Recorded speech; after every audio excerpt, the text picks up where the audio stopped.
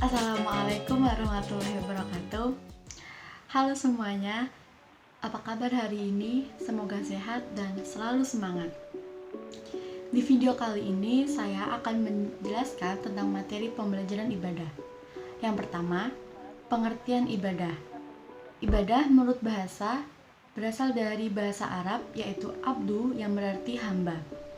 Atau menurut istilah, ibadah adalah segala amal atau perbuatan manusia, baik yang berhubungan dengan Allah, dengan sesama manusia, maupun dengan alam, yang dijalankan untuk mendapat ridha Allah Subhanahu wa Ta'ala.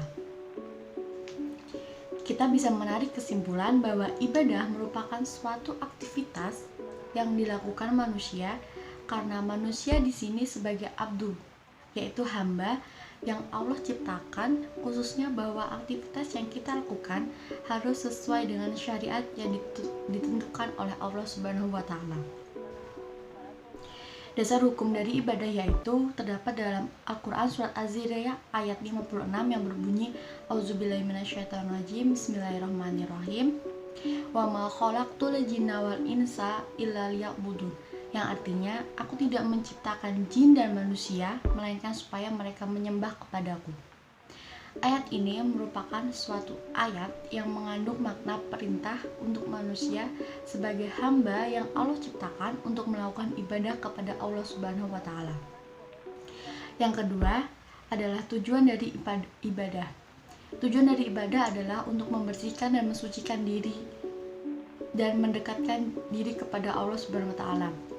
Maka dari tujuan yang paling mulia bagi setiap manusia adalah untuk membersihkan dan mensucikan jiwa dengan mengenal dan mendekatkan diri kepada Allah Subhanahu wa Ta'ala. Selanjutnya, macam-macam ibadah secara garis besar terdiri dari dua macam, yaitu ibadah mahdhah yang artinya yang khusus berbentuk praktek atau perbuatan yang menghubungkan seseorang hamba dengan Allah melalui tata cara yang telah diatur oleh Allah Subhanahu wa Ta'ala dan dicontohkan oleh Rasulullah SAW. Contohnya yaitu seperti sholat, puasa, zakat, atau haji.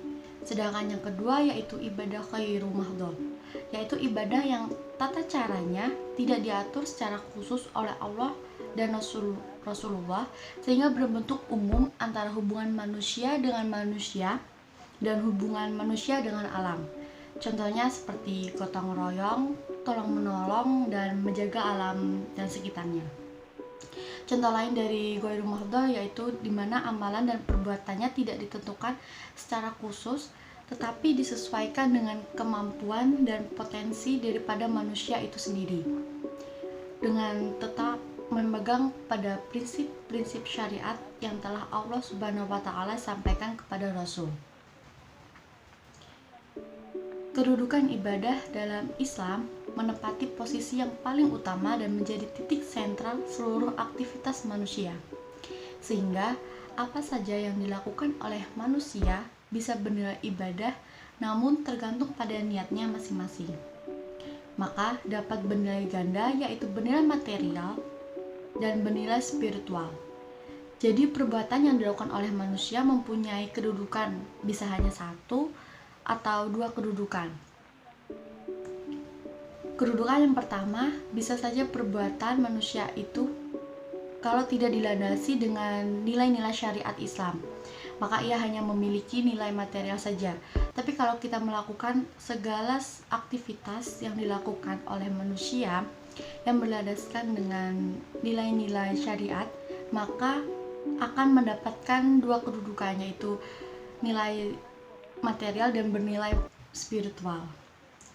Contohnya ketika seseorang membangun jembatan, kalau ketika orang itu adalah membuat sebuah jembatan tidak didasarkan pada prinsip-prinsip syariat, maka bisa saja jembatan itu jadi hanya mendapatkan kebaikan atau bernilai material. Karena mungkin orang itu dermawan atau suka membantu, walaupun dia bukan beragama Islam.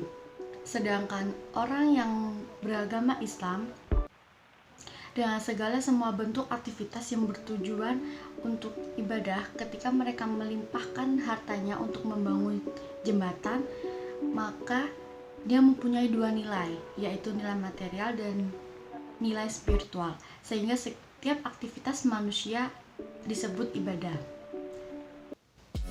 Sekian materi dari saya. Mohon maaf jika ada salah kata atau penyampaian. Saya ucapkan terima kasih. Wassalamualaikum warahmatullahi wabarakatuh.